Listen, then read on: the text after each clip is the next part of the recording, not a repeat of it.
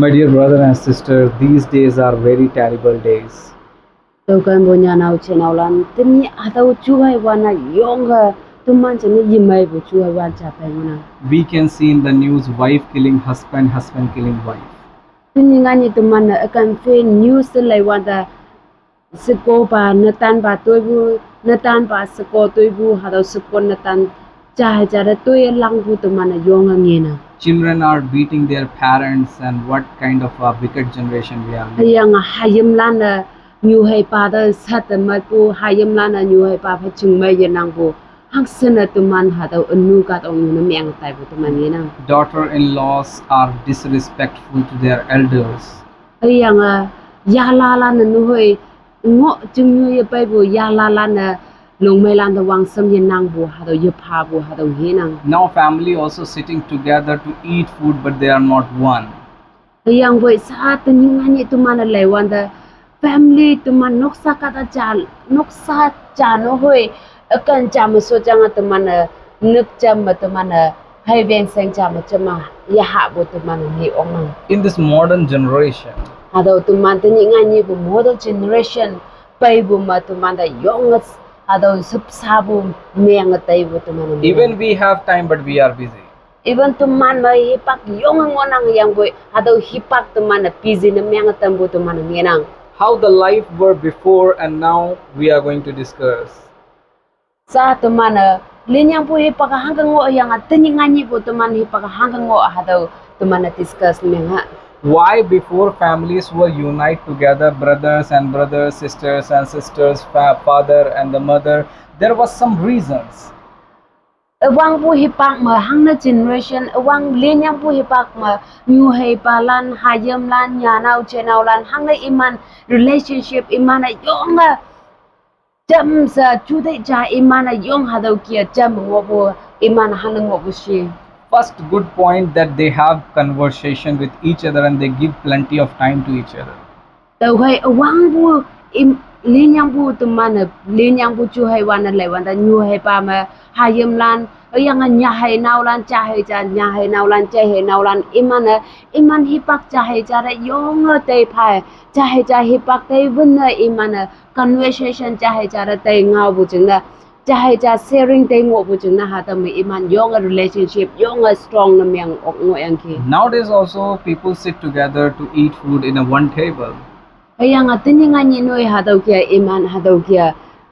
tepol chama chaman na khabu If there are 8 people, lepo chama iman na katatat meng ya boy 8 smartphone, yang katatat ma iman smartphone ngonang daughter taking his own phone watching serial and eating food, mother taking his own phone chatting with someone, father watching some reels, like that all people are busy in the table. yang tininga ni bu hipak lai wanda tumana hayam sekolah na lanje phone cho yang table habu table manoi dining table manoi iman phone cho yang hanang ini inyua lanje phone ma busy na meng yang kata atam da chat na meng bu yang na tan pao lanje e pao ha dau kia chamba pe ha dau kia cha cha conversation yang nang ngau bu te ngau tam han bu yang nang ba ha dau kia yong yung da yu busy na meng atam bu tuman nginang Even husband wife also laying together what kind of a romance they are watching in the serials, watching love stories and the movies. Even they can be their own hero, but they give time to the phone, no conversation. yang even hado sekona tan I pa mano hoi iman chunga yanang sibu akan jama ling jama siang anoi yu jeng phone chu yang yu leng bu hado video sele yang hado ma ipakon bu chahai ja sekona tan te ngawa mung chana te sharing na te ngo ha bu hipak iman te kan bu hipak te kan ha bu hipang man hoi hado kia iman hado kia hipak cha jang cha hada phone ma ling cha ma yu na hada kia chu te yu na tai bu tu man ngi pai nang Using your phone, you can do many things.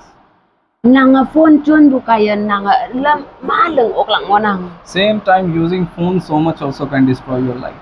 yang hada kia mu nang phone yong chun bu kaya nang yan yang nang hipak meng bulak ohang ngonang So whenever you sit with the family, with your loved ones, try to have conversations. tao khoi open nang kan bu nang nok salan phai nang kan bu nang nya nang chelan phai nang sot pu hi pang man nang a phone mayang a phone chun jis ngang la gang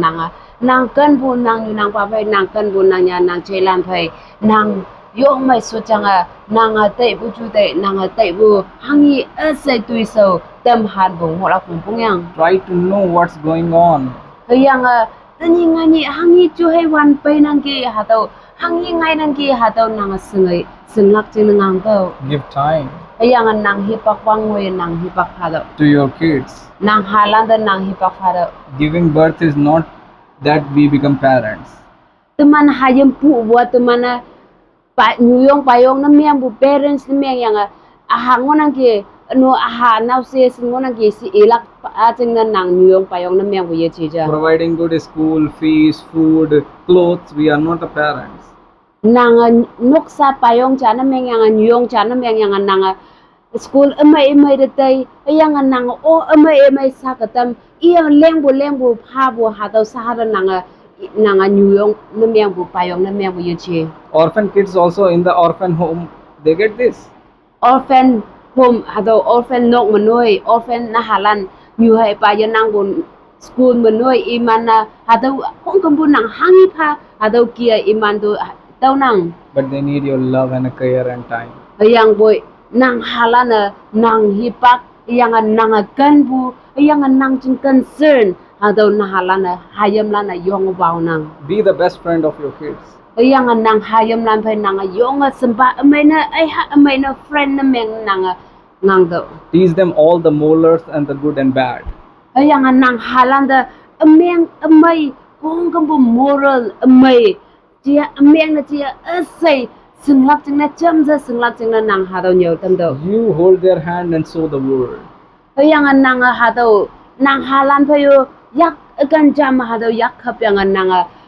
ka dong yu ho do le do ka dong yu ha do kia se kem bu asai nang ho do You introduce to them how good people are there, how the bad people are there. yang nang iman da introduce meng do hang ka dong yu ma ka dalan ameng ngai nang amai ngai bu ha do asai nang hayam lan do nyau tam do Encourage them, motivate them. yang iman da yong nyau lai bu phai encourage meng dam do yang iman da motivate meng ha do kia nyau lai chai lo le tam yang Pray for them. yang iman da nang yo pot kam do And same way husband wife also. ha do chali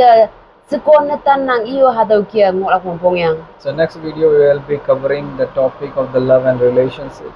so kai next topic ani ba topic ma tumana relationship yang married ha do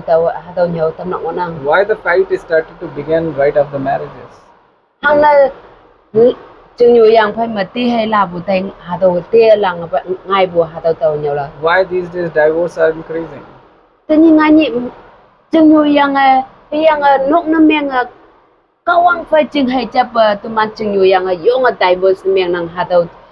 nok tay yan bu se kon na tan yan bu chiang tu man yong chai nang ha do ha ngai bu si tàu ha do nhau lang nang So the conclusion of our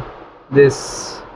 discussion is that we may give time to each other. tàu kai ha do topic yang ha do kumba conclusion na hangi si sibru me ko manang yan yang noksa yang hayam lan pa nang hipak bang he ngoya sambai bu ba hipak nang chajang jabon ha bu hipak nang hayam lan pa nang sakon tan nang I hipak mai ya So give time, it will bring your family in the stronger position and your relationships will be healed and you are going to be a blessed person. tàu kai nang hipak bang ngoya noksa phai sepeche mengodo hatau kaya nang noksa yang nang hayam lan yang nang I chengyu noksa bu yong mong chong bu noksa jana menglak wohe man bu noksa na menglak Bye bye and take care. tàu kai moilan da baba yang take care